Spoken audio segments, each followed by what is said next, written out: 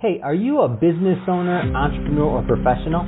If so, we want you to apply to be a featured guest on our show. My name is Adam Torres, and I host the Mission Matters series of podcasts. I've recorded over 3,000 episodes, and we are just getting started. How do you know if you'd be a good guest to be on the show? Well, only one way to find out, and that's to apply, but I'm going to let you in on a little secret. We want guests that have a story to tell, guests with a brand, a product, or a service that can benefit my audience of listeners. If this sounds like you, go to missionmatters.com and click on Be Our Guest to apply. I'd love to talk to you and get to know more about your story. Again, head on over to missionmatters.com and click on Be Our Guest to apply. All right, now let's get into the show. Hey, I'd like to welcome you to another episode of the Mission Matters Business Podcast, your source for all things business. My name is Adam Torres. You can follow me on Instagram at AskAdamTorres to keep up with my book releases, book tour schedule, signings, all that other good stuff. Always love to connect with you there. And as always, if you'd like to apply to become a co-author of one of my upcoming books, just head on over to the website, missionmatters.com, and click on Become an Author to apply. All right, so today I have Karthik Manimozhi on the line, and he's CEO over at RentMoola. Karthik, welcome to the show. Good morning to you and all your viewers on this beautiful holiday week. Oh, man. Well, Karthik, I am excited to get into today's topic. So we're going to talk about how RentMoola is really innovating and helping families, especially during these financially and emotionally difficult times. So maybe just to get us started, tell us a little bit more about the company. So tell us a little bit more about RentMoola for the audience that haven't heard of it yet. Absolutely. The company was founded in 2013 and initially simplified the process of paying rent and utilities online, instead of checkbooks and other complex way people transfer money. And I joined this business in November last year. And what we have done is reimagined this entire business. So we have two major stakeholders. We have the landlords and we have the renters that we care about. Our major vertical happens to be large multifamilies with different number of units that we normally support. So from a landlord's perspective, it's fairly straightforward. They care about cash flow. Most of the times, the rent collected really feeds their mortgage and expenses. So it's very important to have a good revenue lifecycle management platform, which we provide, a classic FinTech platform that allows not just ease, but also a secure way of collecting and also correlating the rent collections. So we do that alongside very strong analytics and reporting for the landlords. They can stay on top of all of those things. And on top of it, we also provide a strong risk management platform capabilities, which includes providing tenant screening, tenant insurance, so on and so forth. And last but not the least, we are planning to release some working capital options for the landlords. So fairly straightforward from a landlord's perspective, a comprehensive platform to manage your community of renters and make sure that you're able to perform your duties. From a tenant's perspective, our vision here is to empower tenants to take control of their finances, irrespective of their socioeconomic background. The renter population is pretty huge, Adam, as you know, in North America, 15 million family households. That's 1 in 3 households are renters. So they all come from, multi-generational, different socioeconomic background. So as a FinTech company, we are committed to really, creating a level playing field. So financial literacy is on top of our mind. So everything we do is about simplification. So how can we empower the tenants, our consumers, to take control of their finances through a simple, secure, and integrated system? And we do that by deploying a very diverse ecosystem of world-class global partners. Now, what does it mean for our renters? We think about their life cycle. So as a tenant, you can start by searching for the right apartment through our partners on the apartment listing site. Once you find the right apartment, you can make an application to become a tenant through our platform. You can get in front of the line through our tenant screening services, where we are able to do, credit criminal screenings through our partnerships. And once you get in front of the line, we are able to help you process to the next stages. Either you have your own tenant insurance or rental insurance. If you don't have one, in some cases is required or mandated by the landlords, then we do provide an option to purchase rental insurance on our platform. And depending on which market we are supporting, Canada, US, today we are operational in over 400 cities in North America. So if you happen to be in the US and you're looking for alternatives to your security deposits, imagine the strain, Adam, on ordinary families. So you are really working hard, making sure that your rent is paid, your expenses are taken care of. Now, on top of it, when you move into an apartment, depending on the state requirements, you may have to put up 1, 2, or 3 months of your rent up front as security deposit. That creates an enormous strain on your cash flow.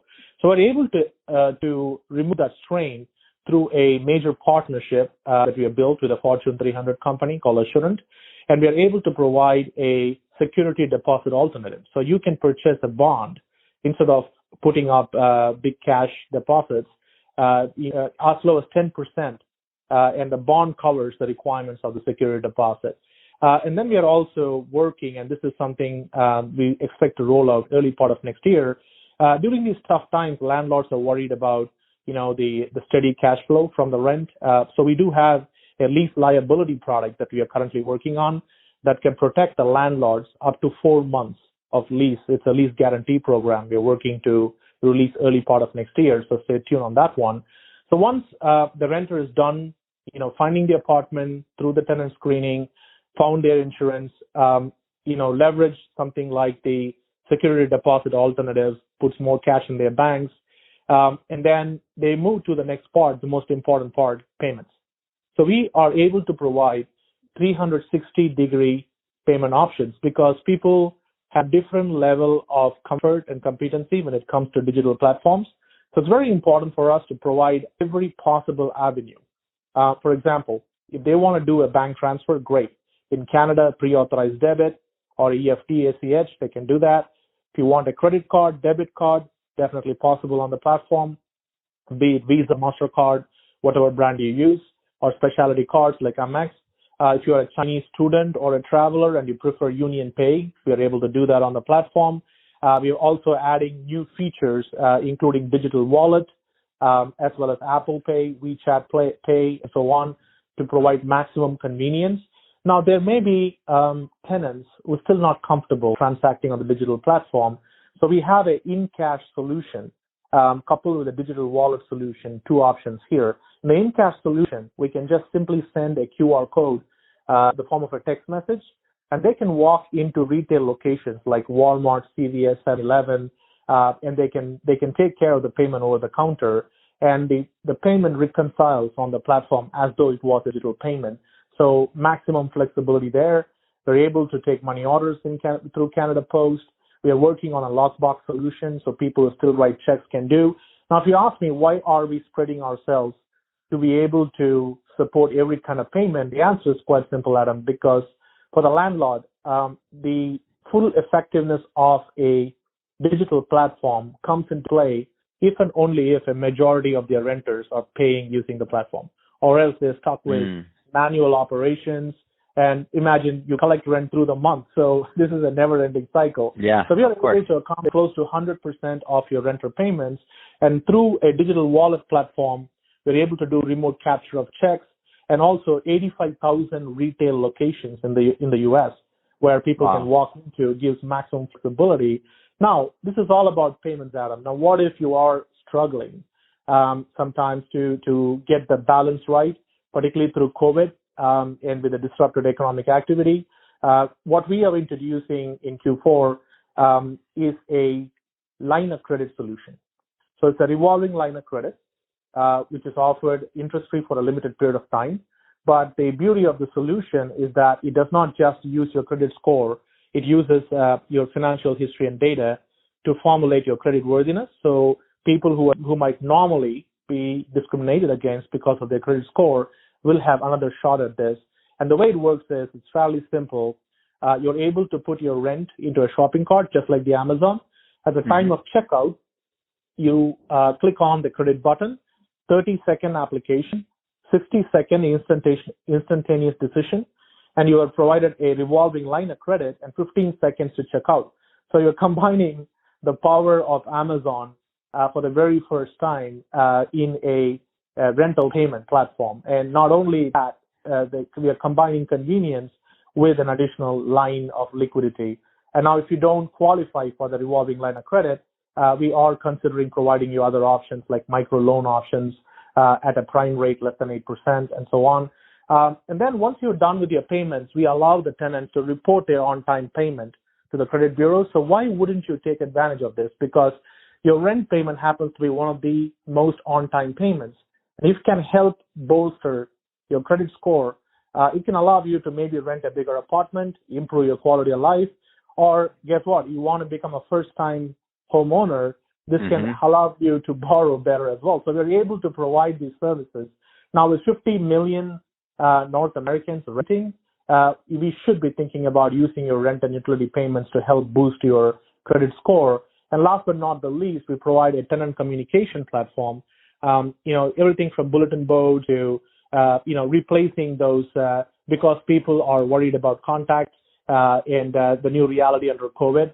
Your house has become everything from shared space to your home, your office, your gym, everything. So this digital bulletin board will help you to create a community with your tenants, which is increasingly important. Community is a must-have amenity in today's world. And we are also able to provide for, marketing opportunities for the landlord. For example, they can promote local mom and pop businesses, for a fee or without a fee as a service to the tenants. And that helps kind of bolster this compassionate approach towards helping each other and building a community. So that's what we offer, Adam. Man, that's awesome. And I love it because you're creating a lot of win-win scenarios or win-win-win, right? So, I mean, it's good for your company, obviously RentMoola, but I mean, the tenants, the landlords, the flow of economy just in general, and made it so easy for people. I mean, it's pretty amazing and the speed at which you're doing things. So that being said, I mean, what are some of the, you have a unique vantage point, like running RentMoola and with all this data. What are some of the things that you're curious about right now and that maybe you're researching in your space? That's a great question, Adam. And you're right. It's about community. It's about creating successes for all parties, correct? And one of the things I looked at, and I'm my background has been in enterprise applications. I've worked in different fields. When I came into the real estate, looked closely at the market, one of the things that I struggled to understand is that in 2019, close to 48 million renters paid $550 billion in rent and utility in 2019, U.S. and Canada alone. However, there is a very limited financial infrastructure enabling this transaction. There's a lot of platforms that talks about, let's just transfer the money for a fee, but that's just splitting the pie. What about growing the pie? And if you look at e-commerce, right, which is a very cyclical market, a lot of the spend happens during, certain times of the year, almost 85% in the holiday season. Even there, you see an explosion of products in e-commerce when it comes to checkout credit, buy now, pay later, installment pay. And the renters are a much better risk class and category. However, they do not have any convenience when it comes to actually, leveraging additional liquidity to pay anything other than the conventional credit card options, which might seem good initially because you get a 3 to 5% cash back, but in 30 to 60 days, the interest becomes due. So I was kind of very, very much obsessed with, what happens, because even before COVID, 78% of Americans and 53% of Canadians were living paycheck to paycheck. And 40% of the household cannot take an unexpected $300 to $400 unexpected spend. And many times they have to borrow prime or subprime based on credit score. And in many cases, exposes them to predatory lenders who can blur the line between principal and interest. So what about these families, hardworking families? How can you create options for them? So there are a lot of things that I'm exploring, one of which is how do we create a reliable financial infrastructure for one of the biggest spend items on your monthly budget, paying rent. You cannot shelter in place without a shelter, right? So this is one of the areas I've been very curious about. And I've been researching and working with partners, and that's how we came to the line of credit solution. We're looking for viable alternatives to credit score-based lending. I'm looking at alternate lending where data can be used for good. So, nothing wrong with credit score, but it has its its downsides. For example, credit score is a snapshot that people look at for one-time decision making. However, if you are a new immigrant, or if you are a family or an individual who had a couple of bad incidents in your life, right? Life is all about second chances. This can impact your credit score. Also, it's feared that 1 in 5 credit scores in the U.S. may have some kind of fault in it. And depending on your financial literacy level, you may not know the ideal way to build and maintain your credit score. So, and we know that people come from very different socioeconomic standards. So it's very important to create a level playing field there. So I don't think there is a silver bullet to this problem. Mm-hmm. I think it's a community effort. Financial institutions, governments, counties, individual consumers, fintechs like us. I think we need to take on this problem. There's been a lot of issues around data and privacy. So we obviously have to respect data and privacy. But if there is one thing data can be used to really help people, it is in determining their credit worthiness, right? And I can share a story from my personal background. I come from India, from a lower middle class family. And my dad, when we were growing up, right, so to put me and my sisters through college, he had to borrow. And he borrowed, it's unsecuritized borrowing, mostly from friends and family, right? So I think that the community aspect is very important. People's intent and ability to repay may be better determined by combining credit score with something like their financial data, their social networks, things of that nature. And I'm very much obsessed with that and creating a fair and level playing field. And I think it takes a village to make it happen. It's not just one company, but that is one thing I've been obsessed with. No, I love it. I mean, I like that you're out there working for the families, because that's what you're doing, and I like it because not everybody's working on solving these problems, and you are. And I think it's a problem worth solving, because you're right. Financial literacy, all these other things that maybe some people don't have working for them. It'd be nice to to be able to catch a break and to be able to still be able to transition and benefit from some of the other things that others, let's just say, might have the opportunity to do. So I think it's great.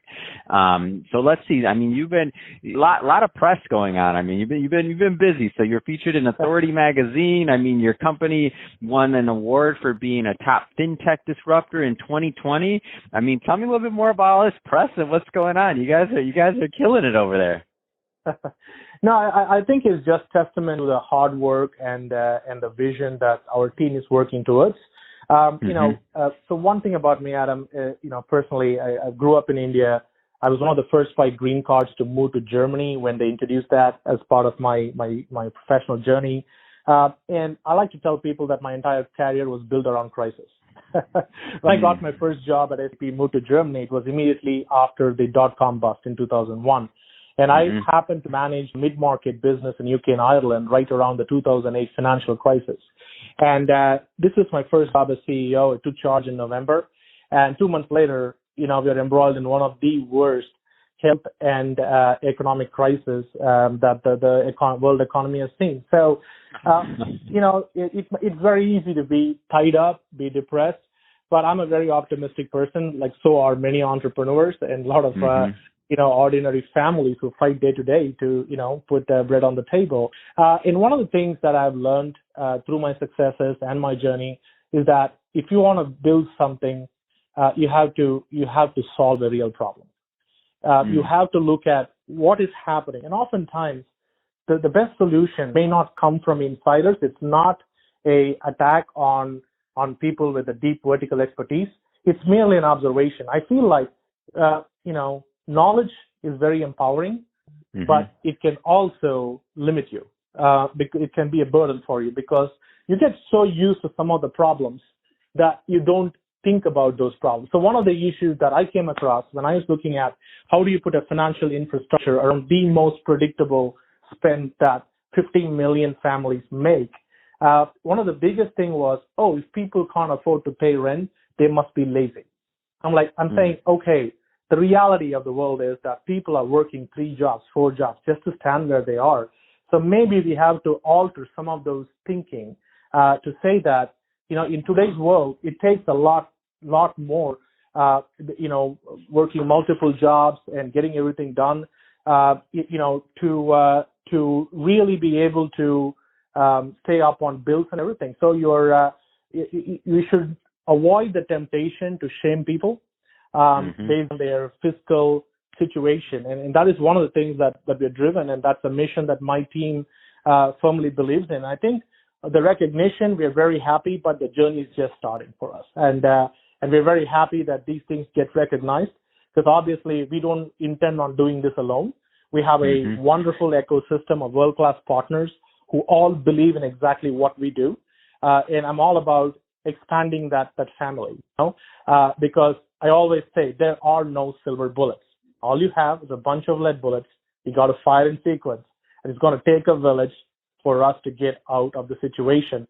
And I firmly believe, and so does my team, that compassion is the need of the hour. We really have to get through this. This is a extraordinary situation through COVID. There is $34 billion in past due rent owed by the American families. That number was just $21 billion 3 months ago. This is an extraordinary strain on people. It is going to require, businesses, communities, governments, wealthy, high net worth individuals. It's going to require a community to help us get out of this. And we are very happy that our vision is recognized, because it's very easy to get swept away with everything that's going around you. And we take that responsibility very seriously. Oh, man. That's awesome, Karthik, and well said. And I love it. I love that you're out there working for people. I like your vision. I like what you're doing with RentMoola. And to end it, if somebody's listening to this and they want to learn more about RentMoola or to connect with you and your team overall, I mean, what's the best way for them to do that? Absolutely.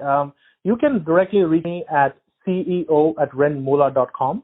Or you could just visit us on our website, which is www.rentmoola.com, and drop us a note there. We're always interested, to talk to customers, partners, investors, anybody who is interested in our story, and they have a innovative or cool idea to combine forces. We're all ears. We believe in co-opetition.